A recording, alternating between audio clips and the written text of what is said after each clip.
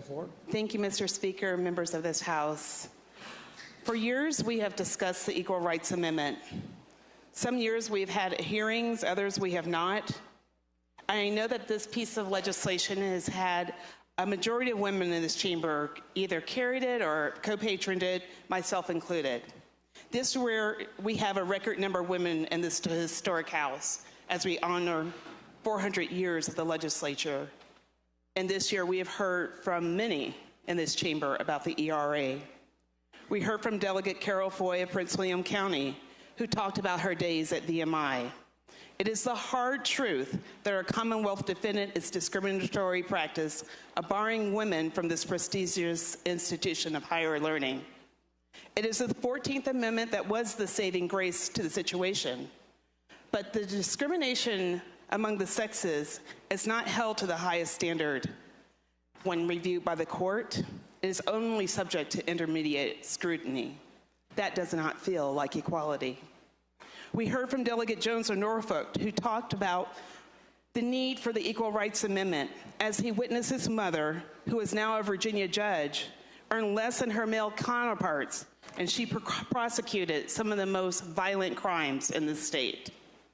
Mr. Speaker, we heard from Delegate Price of Newport News, who brought to light the side of the suffragist movement, which many don't talk about, the blatant racism that existed by some of its leaders. White women got the right to vote. Their African-American sisters still had a far way to go in many ways to exercise that right because of Jim Crow laws. Mr. Speaker, when it comes to the intersectionality of race and gender, the African-American woman and women of color are most often left behind. She makes 63 cents to every dollar a white man makes. In giving birth, black women have a higher rate of mortality compared to white women. African-American women are 3 times more likely to die from complications associated with childbirth. And most certainly, she's often the last to enter the seats of political power. Consider the history of our own Commonwealth. November 6, 1923, the first women elected to the General Assembly were Sarah Lee Fain of Norfolk and Helen Timmons Henderson of Buchanan County. They were white. It was 60 years later that the first African-American woman elected to the Assembly, the late Senator Yvonne Miller, was elected to this chamber in 1983. We are celebrating 400 years of this legislature, but take note, it took 364 years since our beginning for a black woman to arrive in the chambers. I know many are wondering, what does the intersectionality of race and gender have to do with what we are about to face this week? Why does it matter when we talk about the ERA? I say, Mr. Speaker, it has everything to do with it. I realize that there are some in the chamber that say race doesn't matter. Indeed, I have heard those words this very session. Others say the ERA is not necessary. And I agree, in a perfect world with a perfect history, it shouldn't matter. But we aren't in that perfect world. If anything, past mistakes of our leaders have only recently shed light that we are dealing with the same issues of race, equality, and equity to this day. Mr. Speaker, I will tell you in some ways things have gotten better. As a child, my family experienced a cross burning through our car, put through its windshield. That night I remember reds and oranges illuminating on the window.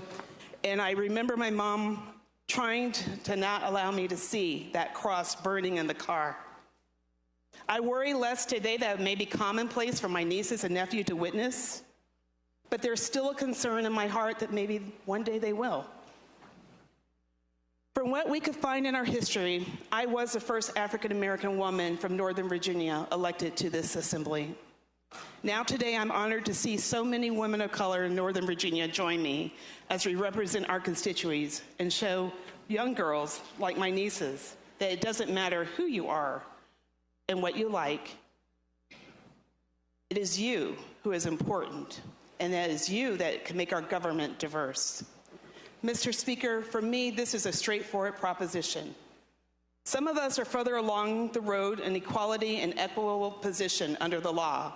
I have to believe in my heart that we are still marching in that direction with the best of intentions. However, I want my nieces to grow up in a world where Virginia has said that the basic equality for the sexes is important enough that we put it in plain language in the most important document our country has to offer. All I ask is that my colleagues give us a vote on the floor on this House. I think that our mothers, our sisters, our daughters, and nieces deserve our full consideration of this issue. Thank you, Mr. Speaker.